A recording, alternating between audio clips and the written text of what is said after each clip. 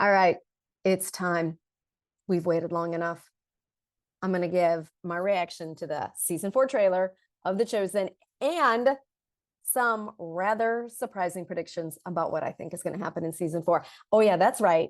I think these are some jaw-dropping predictions. I think I may shock you a little bit. I think we're going to see deaths, multiple deaths. And no, I'm not just talking about John the Baptist and Lazarus. I think we might lose a few other characters in this season. So hang around. This is not going to be like the other reactions to the trailers you may have seen. Now, I have watched already reactions by Brandon from The Chosen Sleuth or The Snipe Life. You may know him from there. I have also watched the YouTube that Eli from Against the Current did on his YouTube channel. And listen, I agree with a lot of the things that Brandon and Eli had to say on the reaction videos, but I also have a few other kind of predictions and reactions that are a little bit different. So if you haven't seen the whole trailer, I'm going to put the link down in the show notes. If you haven't seen the whole thing and you want to just watch it straight through without my commentary, by all means, go ahead and do that. If you're here, I'm assuming it's because you want to see my reaction and you want to hear my commentary and my predictions. In full disclosure, I was an background extra in season 4 in Utah. So was Brandon from The Chosen Sleuth. I did not get to talk with him and meet him, but I saw him there. I know he was there. I'm not sure if he was there all 4 days.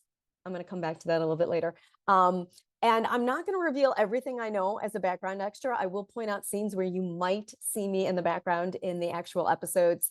But I'm not going to share everything I know because I don't want to spoil too much. And the predictions I'm going to give are really my predictions from reading the Bible, my knowledge of history, my travels abroad, and just my knowledge as a writer. So for those of you who don't know, my name's Amy Catapan. Welcome to my YouTube channel. I am an author and an educator and a speaker and a retreat leader. I've written novels for young adults and middle school kids, and I've written books for teachers that have come out from Ave Maria Press. In fact, one of them's right over here, Sweet Jesus, Is It June Yet? Yes, I mentioned The Chosen in the book. And I have another book that also has a mention of The Chosen in it, coming out in March, right after The Chosen airs. I have a book coming out called A Saint Squad for Teachers. That'll be coming out from Ave Maria Press as well. So using all my knowledge I know about telling a good story, my knowledge about the Bible, my knowledge about history, what I know from having been on set, I'm going to share with you my thoughts on the trailer and also some of my predictions. And just fair warning, I made a prediction video before season 3. I was not a background extra in season 3. I made a kind of a crazy prediction. It turned out to be right. So my crazy predictions have sometimes come true.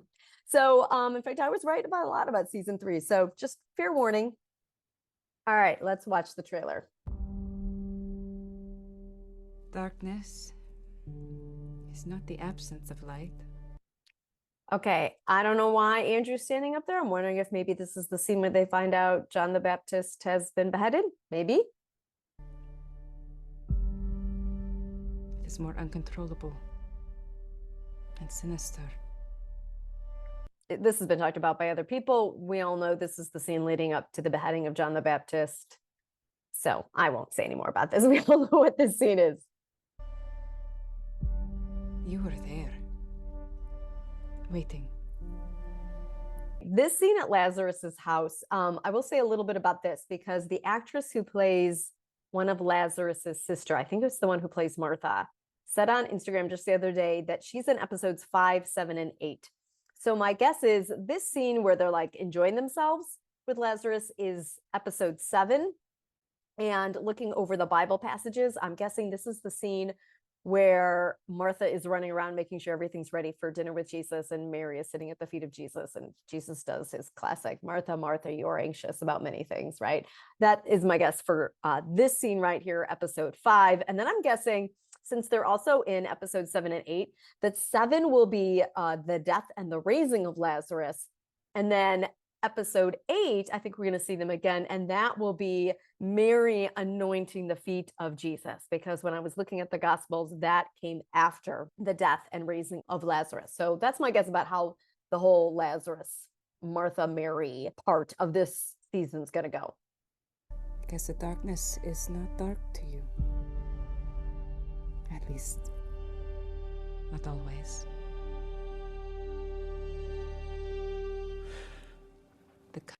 Okay, I'm going to pause here for a moment. Now, when I was watching The Chosen Sleuth, when Brandon was giving his prediction, he said, oh, okay, here's a shot of Jesus waking up. I was like, wait, is that all you think this is Jesus waking up? My guess is something more than that. I mean, why do we need to see Jesus waking up? I don't think we really need to see that. But what if we actually have a flash forward to the resurrection? What if this is Jesus rising from the dead? I'm going to talk more about this later on, but I have this theory that we might actually get a flash forward because there's a whole tie-in between Lazarus being raised from the dead as a kind of precursor or foreshadowing of Jesus rising from the dead. So what if they do a tie-in with that? Either that, or this is going to be like that scene in, I think it was season 2, yes, with the Samaritan, and then he heals that one Samaritan man, and he wakes up in the morning with that shot of Jesus like waking up with a smile on his face because he realizes the man's just been healed and his family is rejoicing that morning. He's taking a breath or he's gasping for some reason. This isn't just waking up. So I don't know if he like just realized his cousin died or that Lazarus died, or if we're actually seeing maybe a flash forward to the resurrection and he's taking a breath after that for the first time. Coming darkness was too deep for us to grasp. It would appear that we now want the same thing as Pilate. Senior leaders in every district should question and expose Jesus. I just can't stop seeing how we could be doing things faster and more efficiently. You deserve a stipend for your specialized work. People have talked about this before. I'm just glad that we are seeing the change in Judas, and then it's not going to be one of these like flip a switch and suddenly Judas is an evil character. I like that we're seeing him go from being a faithful disciple to now being led down this dark path. I'm glad we're seeing that story arc, which I totally expected. You can at least make sure that you have resources to keep the mission going. My ledgers are in the red. I told you to make life difficult for the followers of Jesus. Okay, I'm going to pause here. I got 2 things I want to talk about. Number 1, okay, this is my first maybe crazy prediction. I think it's possible Gaius may die in this season. Now, why? A couple of things. One, there was an interview, I can't remember where I saw it, but Dallas said something about we're seeing the completion of Gaius' story arc in season 4. Now, it could just be that he meant we're seeing the completion of Gaius going from being a pagan to being a follower of Christ. That's possible, but it occurred to me, what if he really does mean the completion of his storyline and Gaius dies because Quintus is so upset with him? Quintus kills him himself, or Quintus has him killed. The second thing that made me think Quintus may kill or have Gaius killed is that there was an interview a while ago I saw where the actor who plays Quintus, I believe his name is also Brandon, he said something about when he got the script, he was excited about all the scenes with Quintus, but then he saw what Quintus had to do and was like, oh no, we have to go there. So what did he mean by that? What was he like excited to see Quintus have these scenes, but then like, oh no, don't make me do that. Oh, Quintus is gonna have to do that. Maybe we see the really, really dark side of Quintus, and maybe we see the end of Gaius. Now, some people are like, oh no, that can't be, because Gaius becomes the soldier. A lot of people have predicted this, that Gaius becomes the soldier at the foot of the cross who, after Jesus dies, says, truly, this is the Son of God. And that's still possible. But I also thought, okay, what if I'm right that Gaius might die and it's Atticus who becomes the Roman soldier at the foot of the cross who says, truly, this man is the Son of God. Oh, the other thing I wanted to say about the scene is, I believe I was there for the filming of this. If I'm not mistaken, this is the scene where the Pharisees end up pushing the apostles and Jesus and like chasing them out. This is where they try to stone Jesus. I'm pretty sure this is that scene. We spent like a day filming this scene. When I was a background extra, we were filming this scene, and I'm at the end of these columns and they all like came at me from behind. So when you see this in the theaters, if you see the Jesus and the apostles being chased out by these Pharisees, and you see a woman in the distance in either a dusty rose tunic or a light sage green tunic in the distance, that would be me. They did this scene so many times, different camera angles. Like I went out as a background extra for a while, filmed for a few hours, They switched us out for a different group of background extras, kept filming. We had lunch, switched out the background extras again. I came back in the afternoon. They were still filming this scene, but the cameras had changed. The blue screens had changed to the other side. It took a long time, but it's possible you may see me in the distance in this scene once they get to the point where they're running through the columns. It is on this rock that I will build my church, and the gates of hell shall not prevail against it. Okay, obviously this scene is going to have to come after Jesus asked Simon who he thinks he is, and that's when he names Simon Peter, the rock on which he will build his church. The gates of hell, they've told us that is their recreation of the gates of hell. It was a pagan site, and they actually the pagans believe the cave back there was the entrance to Hades. And if you watched The Chosen Sleuth, he said that their recreation is actually like amazingly to detail correct. So if you want to learn more about that, go watch The Chosen Sleuth reaction. He talks about it some more. Okay, I was there in the day with all these palm branches. I was mostly off to the one side. I sometimes came down the center part where the arch is. Who knows if you'll see me in this scene? Maybe. This infernal chaos. Why can no one control these people? Here we have Joanna, and I'm just going to point her out because there were some behind the scenes videos where they showed Joanna talking to another woman, and I'm wondering if that's Susanna. So we don't get a lot of mention of the women followers of Jesus in the Bible. Not a lot of them are actually called out by name, but there's a little section, I believe it is in the Gospel of Luke, where they talk about Joanna. We know this is Joanna, and then Susanna. So I'm wondering if we're going to get to meet Susanna, because I love it when they take these women characters who are, just barely mentioned in the Bible, and they really flesh out their characters for us in The Chosen. Okay, let's go back to that soldier scene for a moment. I had no idea what that was. My thought at first was that was like a dream sequence or something. Like, what are these guys doing in soldier gear? Are they like dreaming of the Messiah actually, being the military leader they had originally hoped for? And then I think it was both Brandon and Eli who talked about that there was some law at the time that if the soldiers wanted to make those under Roman rule carry their gear, the Roman soldiers could at any point enlist you and say, hey, you got to carry my gear. So maybe that's what this is. I'm just trying to figure out, how does that fit in with the rest of the storyline? What just happened to all of you? It's about to get worse. Now that I'm here, physical death does not interrupt our eternal life. Lazarus! Come out! Remember you wishing there could be another way. Okay, this is a scene. I can tell you, I am here. I'm in the shot. You just can't actually see me. You can probably see the palm branch I'm holding up. So I am up on top. So there was a row of people sitting on the ledge. You can see them there. And then there was a row of people standing behind the row of people sitting. I was behind the row of people standing. So there were two rows in front of me, a standing row and then a sitting row. So you can't really see me, but I was holding a palm. So one of those palm branches up at the top is mine. My friend Annie was sitting on the ledge you see to the left, but she's too far over, I think, to be on the screen right there. But I promise you we are here. Now, this scene is not Palm Sunday. And I was a little surprised when I was watching The Chosen Sleuth and Brandon was giving a prediction about it. And I was like, wait a second, Brandon, weren't you there that day? Because he was a background extra, but I'm not sure if he stayed all days. This was the last day. This was Friday. Some of us were there Tuesday through Friday. That was the first day of the actors' strike. So we were filming with only extras that day. So the guy you see front and center there, that's like a stand-in. That's not like one of their regular union actors. That's a stand-in. And then it's a bunch of extras there that you see, non-union workers.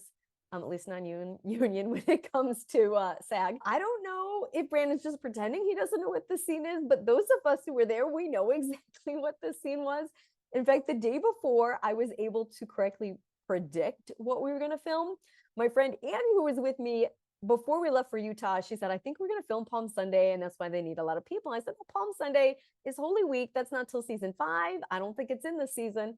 And then we got to Thursday and they said, okay, we're filming tomorrow. Even if the actors strike goes through, we're going to do some scenes with just the extras and there's going to be palms involved, but it's not Palm Sunday. So as Annie and I were driving back to our hotel that night, I said, okay, what would involve palms, but not be Palm Sunday? Now, I'm not going to tell you exactly what this scene is. I will only say that I just use my knowledge of history, especially the times that I've studied in Rome and went to like the Roman Forum and heard professors and tour guides talk about what happened in ancient Rome, how the ancient Roman Empire operated. I use that plus my Bible knowledge, plus my knowledge of how the writers of The Chosen like to create their story, how they like to do a lot of tie-ins and flashbacks and flash forwards and bookend things in episodes, use what we call a full circle technique. And I was able to come up with a situation where I said to Annie, what if they have us film this?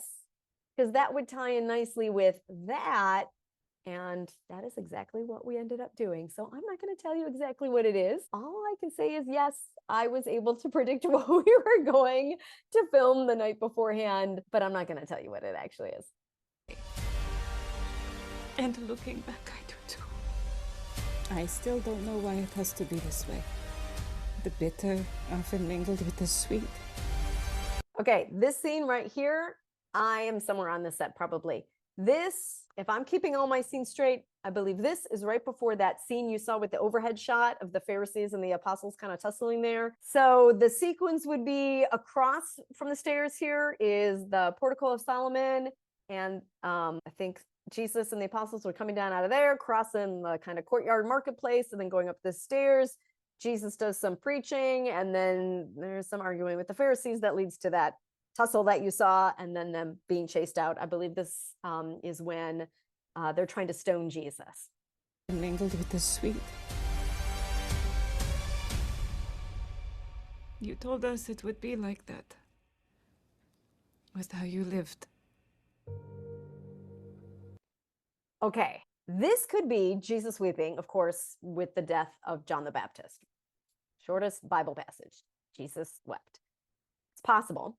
And it would make sense that Mary's there because back in season 3, Jesus had sent Mary to live with Lazarus and Martha and Mary. But I thought possibly it's something else because in the Gospels, at least in one of them, Jesus already knew Lazarus was dead, that he even told his apostles, Lazarus is asleep, but I'm going to wake him up so that my Father can be glorified. So if he knew he was dead, why would he have this gut punch reaction, right? Like, I could still see Jesus weeping at the tomb, but the way Jonathan's portraying it here, it's like a gut punch. So I'm trying to figure out, like, really, is this Jesus weeping over Lazarus? Or again, could he be finding out that someone else has died? Could it be finding out John the Baptist died or that Gaius died or that Salome died? I have all these predictions that, some people might have died. And if you're wondering why I said Salome, hang on, I'm coming to that. The man of sorrows. Acquainted with grief.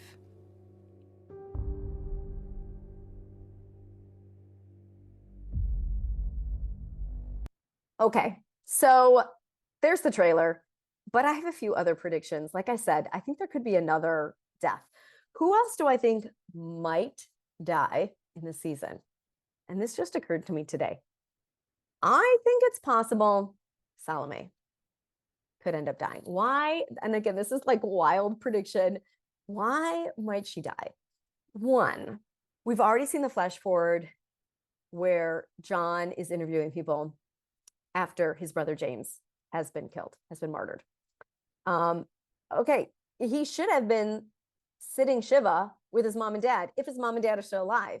But maybe at that point, his mom and dad are not still alive. Two, if Salome dies before Jesus is crucified, then the whole scene on the crucifix of Jesus saying to John, behold, this is your mother, mother, behold your son, makes more sense, right? If his mother's already passed, it makes even more sense for Jesus to say, well, John, now my mother's your mother, right?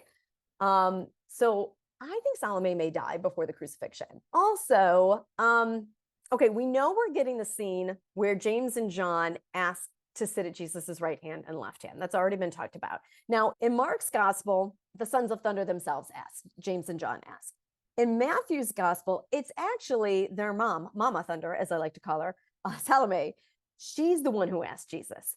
Now, Dallas did not show us that scene. He did show us a preview in the last live stream of the year. He showed us a preview of a scene, and he said, this is right after James and John asked to sit at the right and the left hand. Now, is it really James and John asking, or is it their mother? Because Jesus is responding to them like outside. So it's possible Jesus didn't want to yell at the boys in front of their mother about this. So maybe Salome is still the one asking.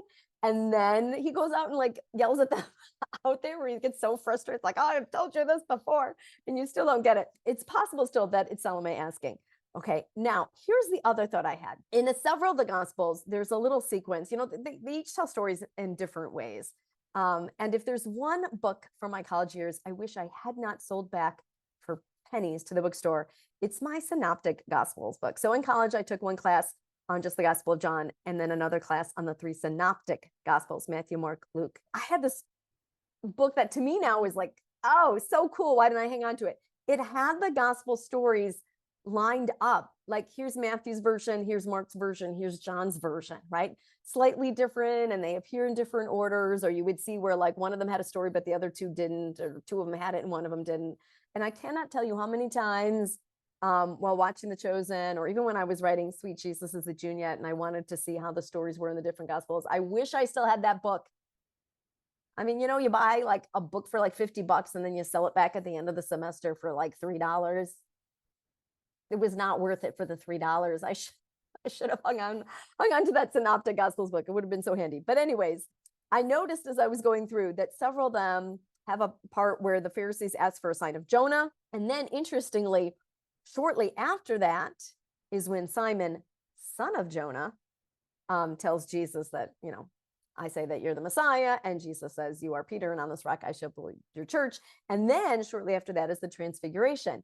Now, Dallas has said he's not doing the Transfiguration, but he also said he wouldn't do the walking on the water scene. So tell me in the comments if you think, is he going to surprise us and do the Transfiguration scene? He only did the walking on the water scene because he was able to find a way for an emotional hook into it.